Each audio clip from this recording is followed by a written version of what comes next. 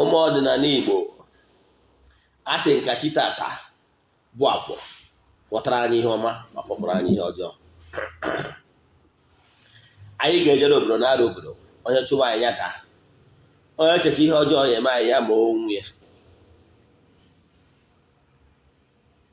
Asị m na ihe anyị mara anyị ama anyị, onye fụrụ anyị lụta nwunye ya nwụrụ anwụ ọzọ ya nwụ. Anyị gbuo n'ihu na anyị ga-ebute mma, anyị gbuo n'azụ anyị ebute mma, gbuo n'aka nri anyị ebute mma, gbuo n'aka ịkpa anyị ebute mma.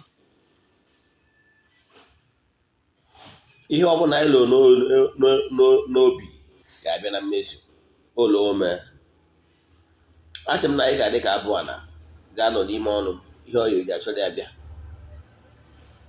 Sịkwasị na anyị ga-adị ka ichoku na-anọ n'ụlọ ugbene ya na-azụ n'afịa. Anyị ga-adịkwazị ka agụ nkwọ na-abụ ihe ọbụla na ọ ga-ebuterịrị ihe. Asị m na anyị ga-alụ ka ọkụkọ rie ka elefant, maka na nwa agụ ama atanata ahịfịa, nwa eze bụ eze. Asị m onye sị na ife anyị na-eme ama enwe isi, si were isi onye nwa tinye gị ihe anyị na-eme wee nwe isi. Ise aka bụkwa onye nke gị, Ogbuefi EZE-ANA Ugochi tubelu oraifite. Abụ m onye isi nchụaja na Ugochi tubelu ọdịnala temple. Anyị na-agba afa miri emi, bụkwazị ọrụ mmụọ dị iche iche. Abụkwazị m onye isi nchụaja na ọdịnala restoration prayer ministry, bụrụkwazị onye mgbasa ozi ọdịnala Igbo. My mission is to help people live better life. A gwara ndị Igbo gbawakwa na afa awụ spiritual lab. Afa bụ spiritual lab. Ndị Igbo na-atụ isi na ofeke na-akpa na be dibia na adị anwụgbo. Always watch your back. Very important. That is the importance of afa. Afa awụ spiritual lab. Ka ị mara ihe na-eme n'ụzọ gị na mmụọ, maka na nche adịghị eme odogwu n'anya. N'ọrụ oke n'ihu ka oke nwe na-ama. Daalụ. N'ụbọchị taa, isiokwu anyị n'ụbọchị taa bụ ihe niile ị kwesịrị ịma gbasara ndị ọgbọnuke na ndị ọgbanje. Mana bifo anyị gaa n'iru, ọkwa dị mkpa echefukwana na ọ bụrụ na ị chọrọ isonyere anyị na aja anyị na-achụ kwa ọnwa nke ọnwa April, nke ga-ebido na April 6. I send the message na WhatsApp. You have to participate. You have to donate to an account made for it, a token. Then forward their 3 prayer requests for the month.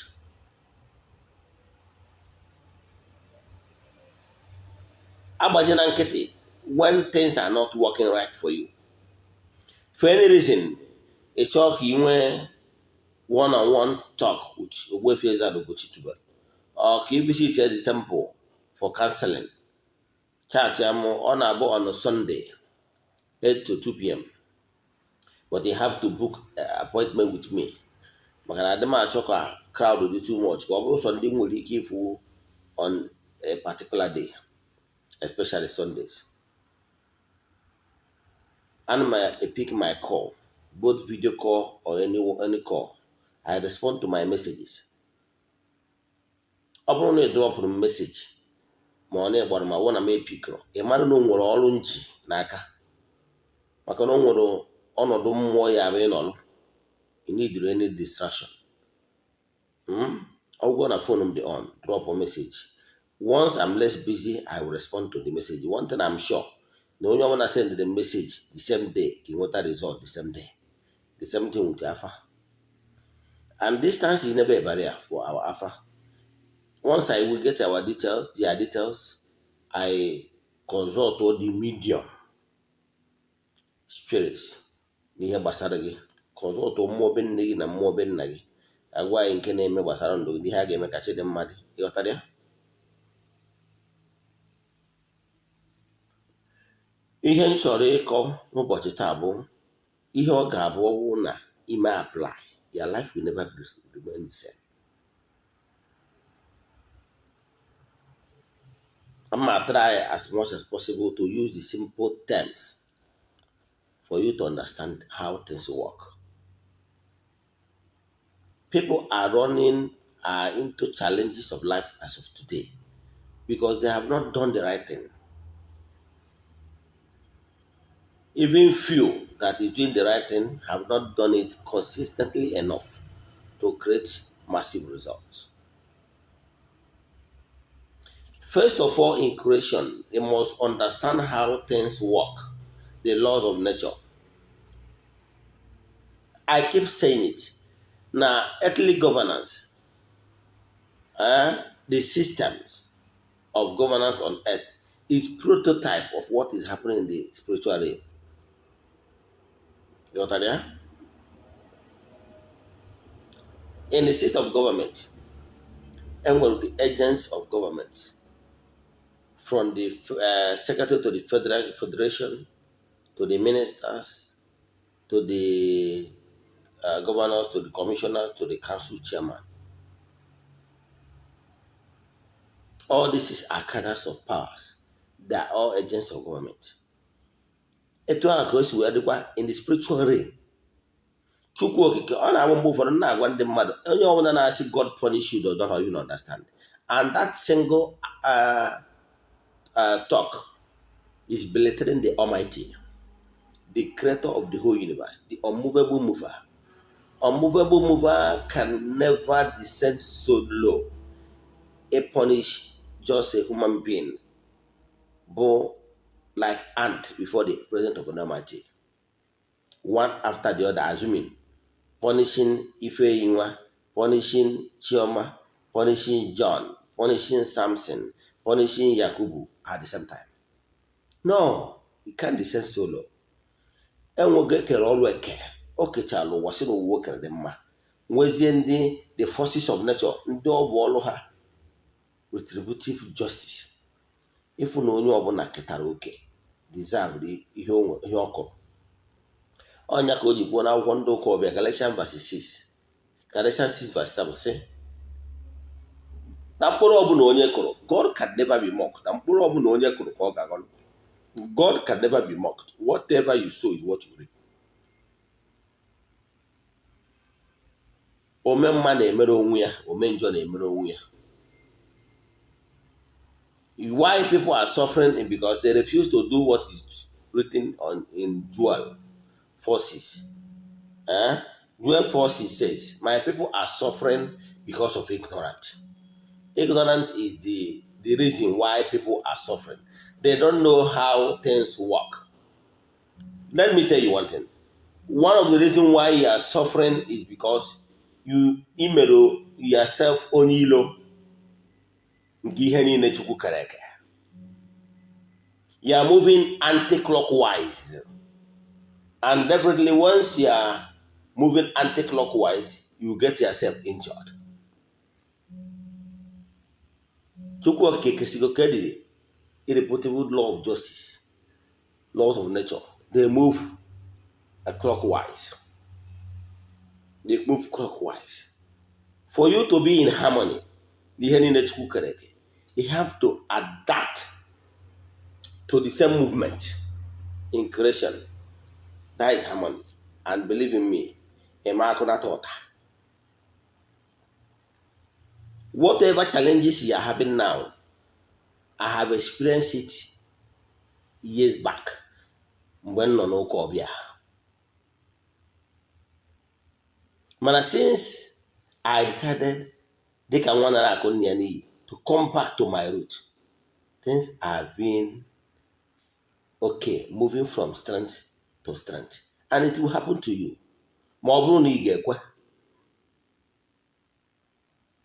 Imagine onwe gị onye ilo nke Chukwu. Imagine onwe gị onye ilo nke ndị angelo nke Chukwu ndị na-ejere Chukwu na mmadụ ozi.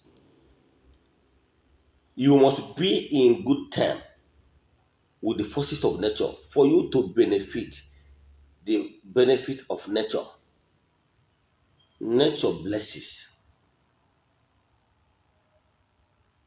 So what we must do and learn is n'ihe niile Chukwu okike kere dị mma, and they are all working for good.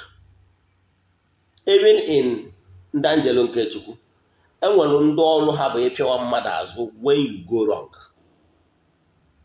enwere ndị ọrụ ha bụ igozi agozi, iweta ihe dị mma. Example, akwari ọmụmụ ndị be anyị na-akpọ ya ọdụ ọmụmụ dị na be nna gị bụ for good.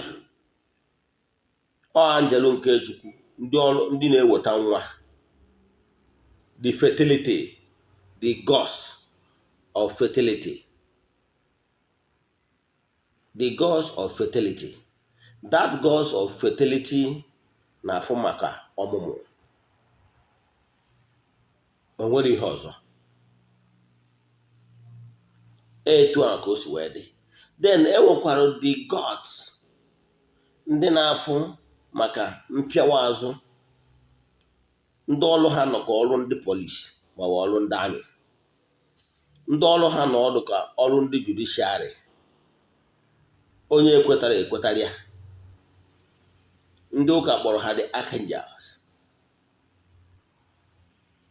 so na ndị na-ebu agha. N'ọdịnala Igbo anyị kpọrọ ha Amadioha, anyị kpọrọ ha ụlasị. Ọ ndị anjelu nke Chukwu, ndị na-eje ọgụ. So when you are in good terms with the forces of nature, they will protect your interests, they will bless you. Ọchịchị obi ga-eru gị aka. Mana when you made yourself their enemy, believe in me, you will suffer. So learn very well how to be in good terms with them. You must be in good terms with laws. The same thing with the government. When you move against the laws of any nation, you have to deal with the law enforcers. You have to face the judiciary, you have to face the police, you have to face the agents of government, so that you will be disciplined. The same thing, our earthly system of governance is prototype of what is happening in the spiritual. In the spiritual realm, enwere ndị anjelu nke Chukwu, ndị ọ bụ ọrụ ha ndị na-eweta ihe ọma dị iche iche. In temple, anyị kpọrọ ha otu igbanijele.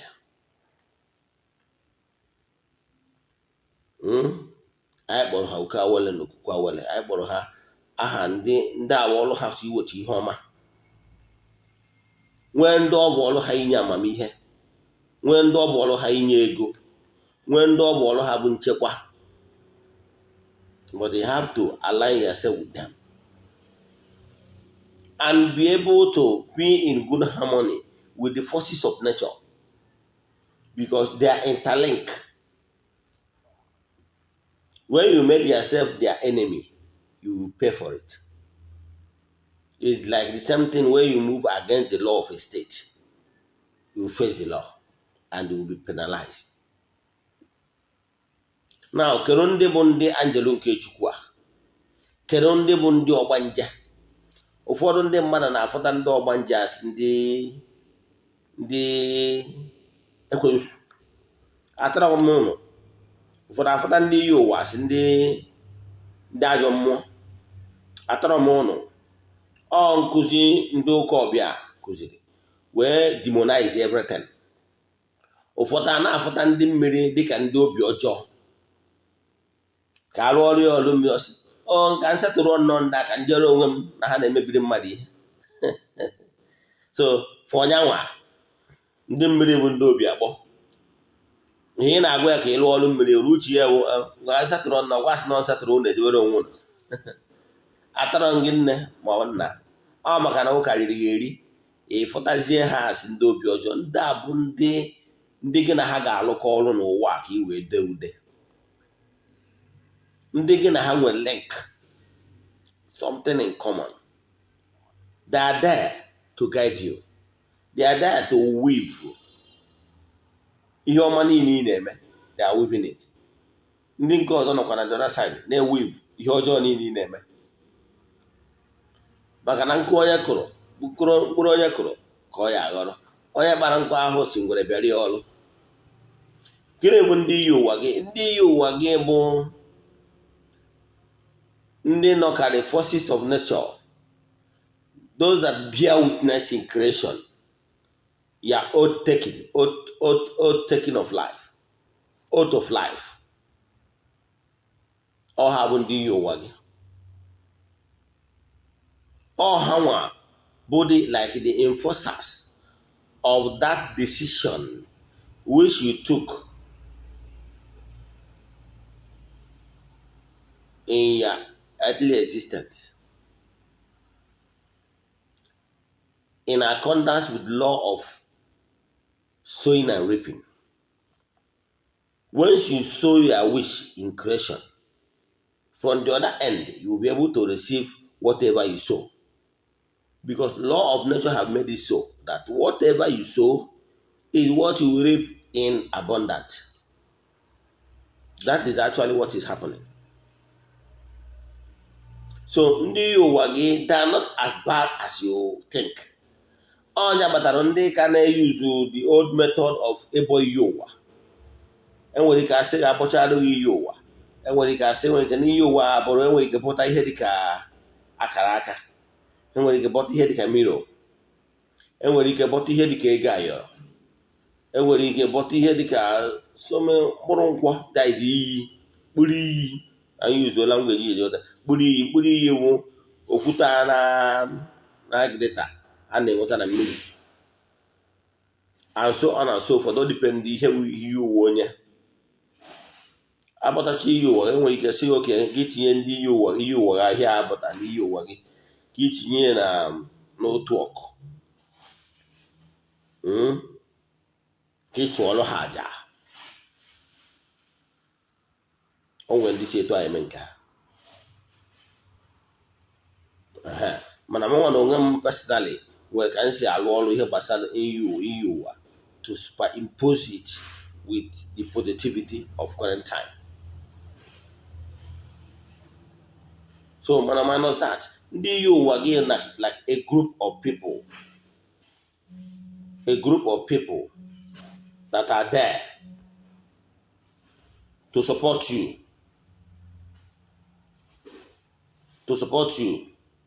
Ọ ha bụ ndị Iyi-uwa gị. They are like their backbone. They are not there to see your downfall.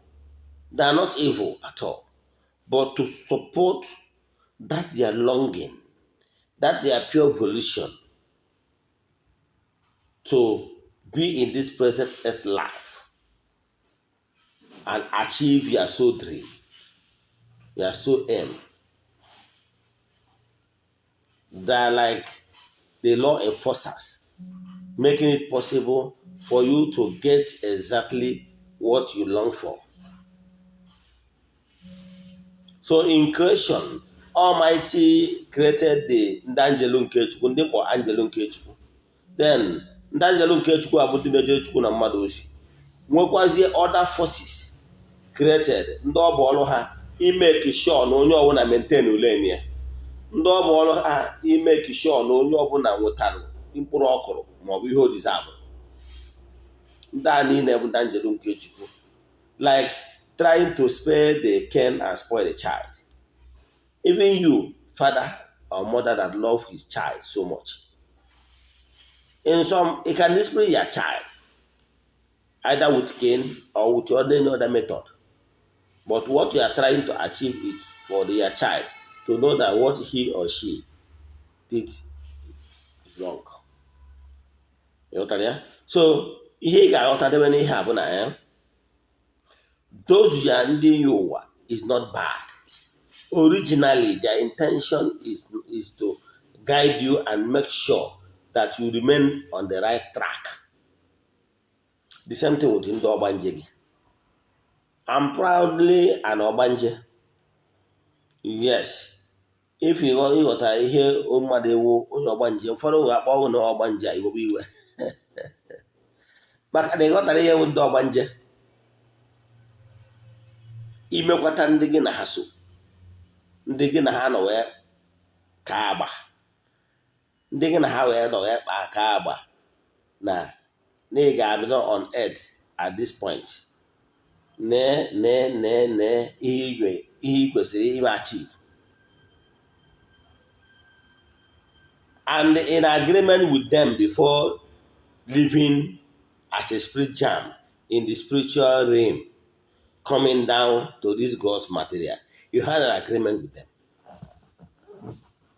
that you will achieve so and so at so time. But sometimes when we find ourselves in this gross material, there's a lot of distractions that made it possible that sometimes anya ya pụọ na the target bụ the sole aim while we are here.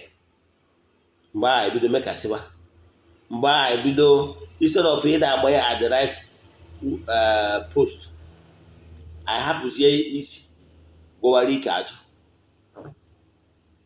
By so doing, it means that we have already lost the focus.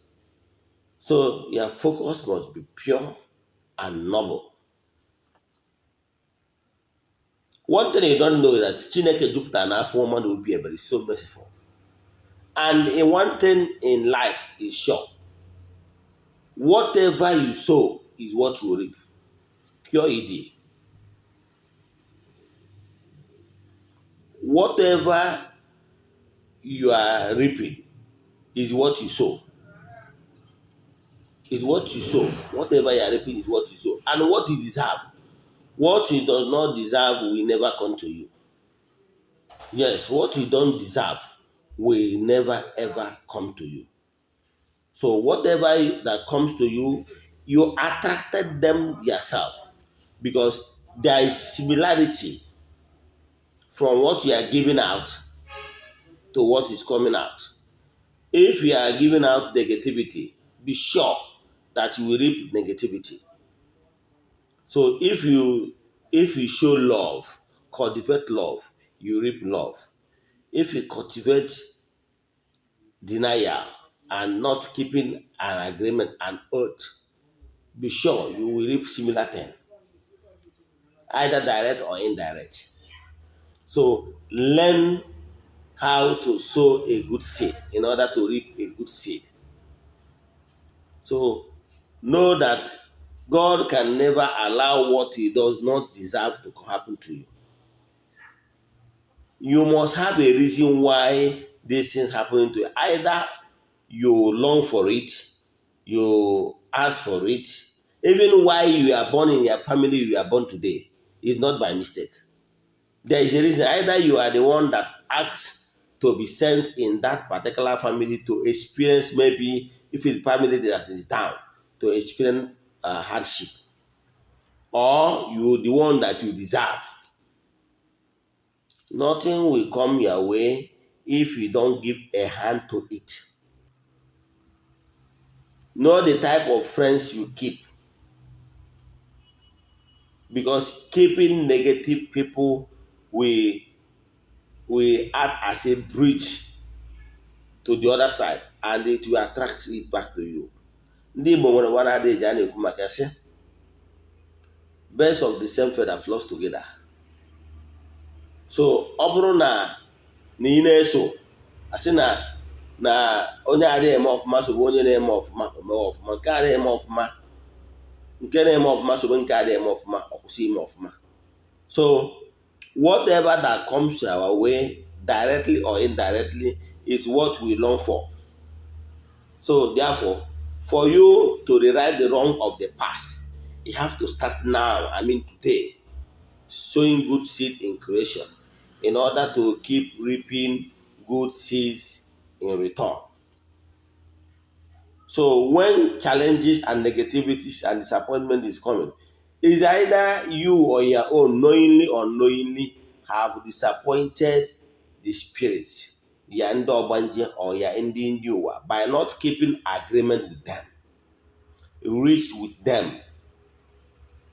Maybe because you cannot see beyond their nose. You don't even know that you have had an agreement with them before coming. Do you normally recognize them? Do you normally pay homage? Do you normally do the needful? Now, when you refuse to do needful, they will come after you. Yes, they will come after you because you have deviated from the reason why you are here. Anyị gosi na ndị ọgbanje abụrụ ajọ ihe. Enwere m grupu nwe na Facebook a na-akpọ ụmụ ọgbanje ndị mmiri na ụmụ ọdịnala Igbo. Ọgbanje, I'm proudly an ọgbanje. Ghọtara ya? Anyị batara ọbụrụ na anyị nyere mmadụ kọmplịt ọlụ mmiri, anyị ga-esetụrụ ma ndị ọgbanje mmiri. Ghọtago? Anyị setụrụ ndị ọgbanje mmiri. Then setụrụ ndị ọgbanje. Setụrụ ndị ọgbanje mgbe ọgbanje enuana. Ndị niile abụ ndị gị na ha nwere link, gị na ha nwere agreement, like ya ndị otu, ma m kere English words mmeji wee quantify ya, like ya associates, ndị gị na ha nwere agreement in the spiritual world before coming to this gross material. Sometimes once you deviate, once you stop recognizing them, some of these things does not even require so much sacrifice. Yes. I want to mbọsị nkọwara ọrụ gbasara ịchụ aja dị iche iche. Ihe dị mkpa bụ ncheta. Ọ ya ka m ji wee gwa gị na afọ a bụ spiritual lab. Agbasịala gị afa, ihe afa ji dị mkpa bụ afa is like torchlight. To touch, show you where ebe esi agba gị ụta. Ịgba gị ụta nwere ike ịbụ site na ndị Iyi-uwa gị. Ịgba gị ụta nwere ike ịbụ site na ndị ọgbanje gị. Ịlụtara gị na nwoke na ihe anyị na gị kwuru na ide emezikwu ya. Nwoke ndị akara iji bịa ụwa na ịnọrọzikwu ya. Na ị kwesịrị ịbụ onye na-enyere ndị mmadụ aka. Na ị kwesịrị ịbụ onye akpọrọ ọrụ. Na ịnọrọkwa na duty post gị. Ịghọtara ya? E nwere ike ịbụrụ onye akpọrọ ọrụ ka ị na-azọ ndị mmadụ ndụ. Ọ bụrụ na ịbịa ịtanye n'aka ndị eriri eri bụrụ onye ụka ịnọrọ na duty post gị. Ndị niile ahụ ị kwesịrị ikwubi okwu kwubiri okwu a na-akụ ụta. Ndị ọgbanje gị nwere ike ịpịwa gị azụ. Ha nwere ike ibido discipline ba gị. Ha nwere ike ibido na-ewetara gị nseke. Ha nwere ike na-ewetara gị ụta mmụọ na n'ụdị a ma ọ bụ n'ụdị ọzọ. Ọ bụrụ etu esisi onye a ka a esisi onye a maka na ihe uwu differs. Now, mana ihe niile ha na-eme gị bụ normal thing nọ ka etu nna ma ọ bụ nne fụrụ nwa ya n'anya si edisipline nwa ya mgbe nwa ya go wrong. That na nwa gị mere ihe adọrọ mgbe iwesị nwa gị nwa ya niile down ya chinye aka elu does not mean na ịkpọrọ ya asị. Mana ihe ị chọrọ ime ka ị wee kụziere ya ka o si na ya bụ ụzọ ọ na-eso wee chighata n'ụzọ nke na-eduba na ndụ. Ọ pụtaghị na ịkpọrọ ya asị. Etu ahụ ka ụmụ mmụọ si agba gị ụta. Ọ nwere ike ịbịa in many form. O nwere ike ịbịa n'aka nkụchasị. O nwere ike ịbịa na ịkwatu biznes gị. O nwere ike ịbịakwu sefụ na iwetara gị akpọmasị. O nwere ike ịbịakwu na ọ bụrụ na ọnya bụ mara echi gị abụ ihe iji eko merụ na ị chọrọ ịma ihe na-eme na ihe gbasara Iyi-uwa gị. Enwere ike ịghasa ya marriage. Yes, ma nwoke ma nwaanyị. O nwere ike ọ bụrụ na biznes gị ahụ ka ị na-enweta ego nri, ị chọrọzi ịma ihe ndị ọzọ na-afụ ma ọ bụ ihe bụ agreement gị na ha. Ị nwere ike inwe showdown. Ọ gwara ndị nwere ike iwetara ọrịa ihe mgbu. Ọnya batara ụfọdụ ndị mmadụ before nteretibe ụfọdụ ndị mmadụ ọya onye ahụ ekesị ya na-ejego ụlọ ọgwụ dị iche iche na onye nwere ọya deta ihe ebudo gbagoro afa marụ na ọya onye a na-aya ọya sitere na mpịawa azụ. Maka na ọ bụrụ na ọya site na mpịawa azụ inye ya ọgwụ elu nye ya ọgwụ a na ọma dị mma till na-recognize ya the fact marụ ihe butere onwe ka ọ bụrụ na ndị ọgbanje ma ọ bụ ndị Iyi-uwa ya bụtara ya ịsatụrụ ha. Ndị a niile abụrụ ndị ọjọọ. So whenever you are doing casting and binding, you are complicating your issue. Because what they need from you is recognition. Na m chọrọ ịlụ ọrụ dị anya akpọọ m ndị ọgbanje kpọọ ndị Iyi-uwa m si abịgo bịakwanụ. Ịtụọrọ ha nso tụọrọ ha edo pour libation. Then chụọ aja dị iche iche. Ịnọ mgbe ụfọdụ ịchụpụrụ ha aja. Ịghọtara ya? Ịchụpụ aja ahụ na-achụ. Aja ọbụla ịchụrụ nwere nke bụ in vain. Aja ọbụla ị chụrụ can never come back without completion the mission. Mana sometimes ụfọdụ ndị mmadụ enwego mindset programmed nọ ihe na-etu abụ their problem. Example, onwe ego nwe onye na-achọ ka ịnata ego ma ọ ka o mere gị ọgọ. Ihe obi gị abụ ihe awa obi gị, ị chọrọzi ma o nwere ihe iri emeta soburu ogbochi na ọchịchị obi gị ama erughị aka. Maka example, nwatakịrị na-eme nna ya ọfụma nwere ike ịba ahịa imerie ihe ma ike ọtụrụ ma nke ọtụbara anya. Mana ọ bụrụ nwatakịrị na-ada na-enwe isi ike, nwere ike inecha anya ihe ị ga-emere iwepụ anya. Onye abụ ihe mmụọ na-emere na-agbaghị ụta mmụọ. So ka ịsolve the problem abụrụ ịfụta ha dịka enemy. Ịsolve the problem abụrụ ka ịfụta ha dịka negative energy. Ịsolve the problem abụrụ ka ịfụta ha dịka ndị ilo gị. No. When you are seeing them as your enemy, you will treat them as one. And by then you complicate your problem. They are your friends. They are your spiritual friends.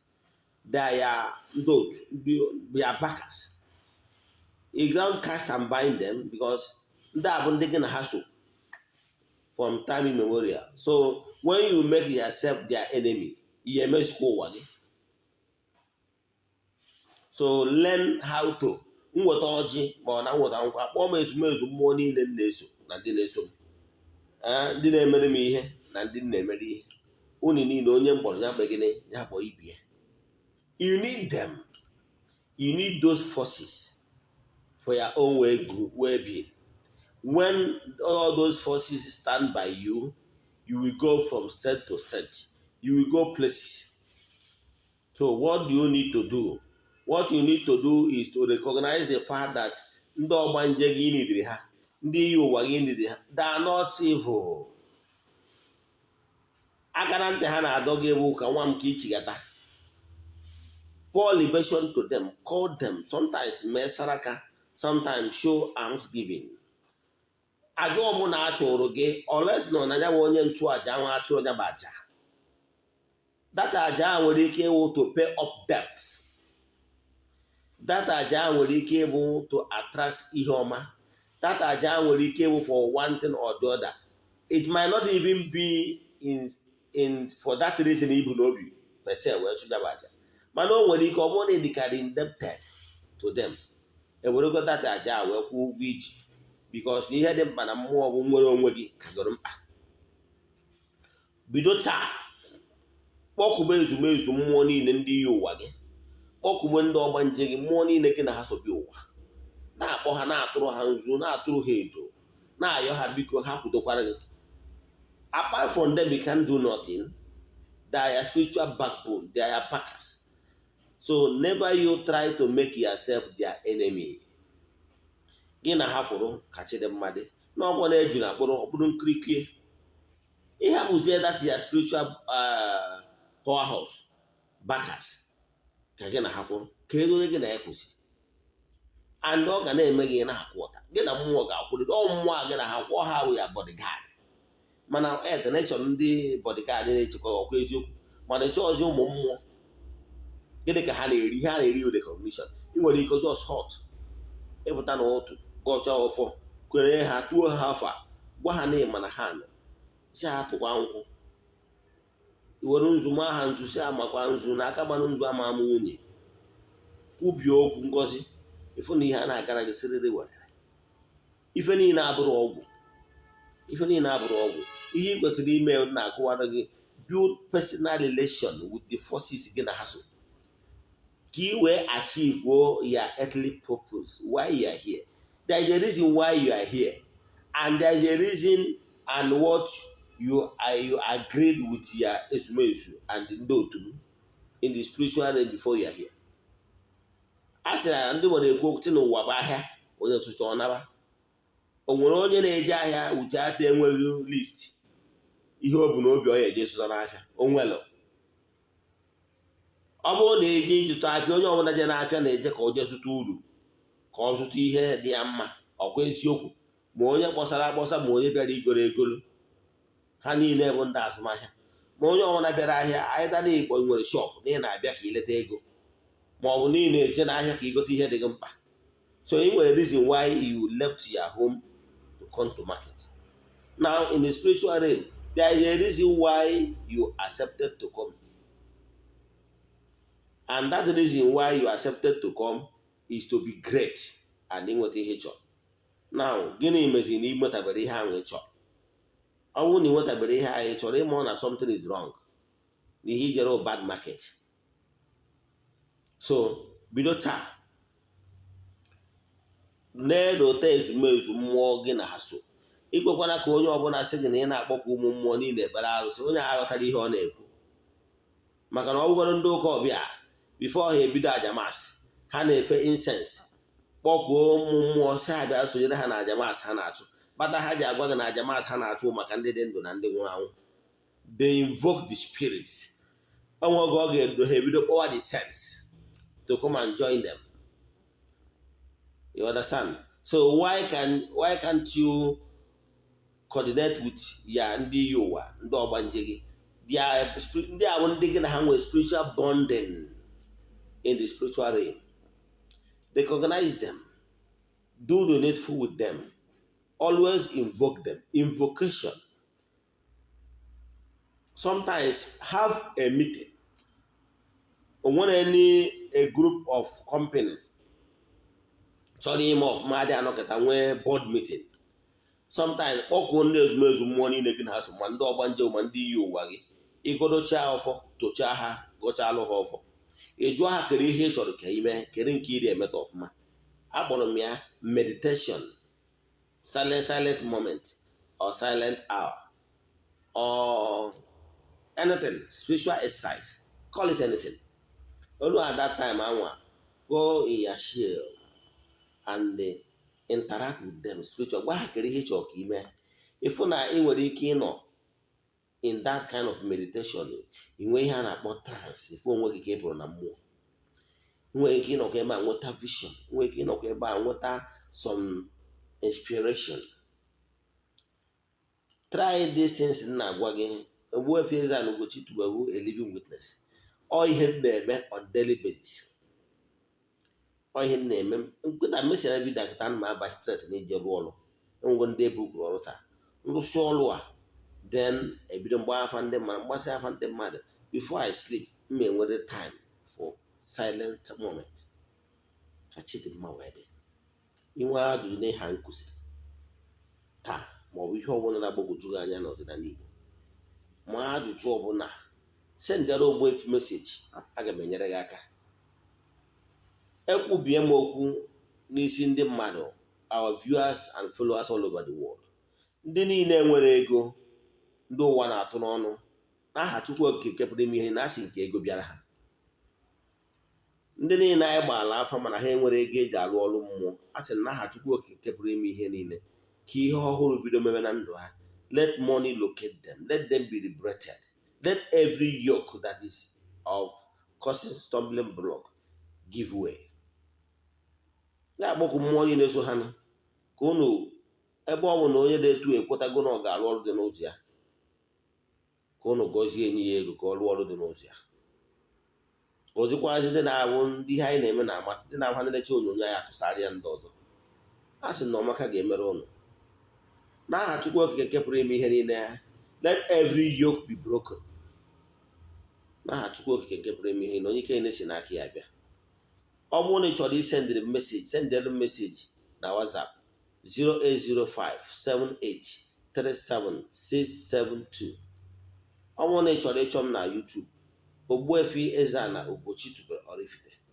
Ị na-enecha vidio a, subscribe, then touch the bell, click on the bell, so that mgbe ọnwa na I click message on the every day, ka ị nwike na-enweta message alert anyị. Daalụnụ. A sị nke ọmaka mere ụnụ. Unu echefukwana maka mmemme anyị na-akwadobe n'ime ara anụnwa. Anyị ga-enyekwa ndị mmadụ onyinye dị iche iche. Next week, ma try really ka anyị create a time ka mmadụ a na by weekend ka nje na new site anyị ebe m gwara ụnụ anyị na ebe a na ibu ka anyị vidoro ụnụ etu ụfọdụ ihe si aga na ya bụ site. so ka ị wee dịka nsi wee kwepụ na nkwa onye awụ our dream, ihe anyị chọrọ ịlụ site ọzọ dị etu a wee create more jobs for few individuals. Kachi dị mmadụ ya gazie n'ọfọ.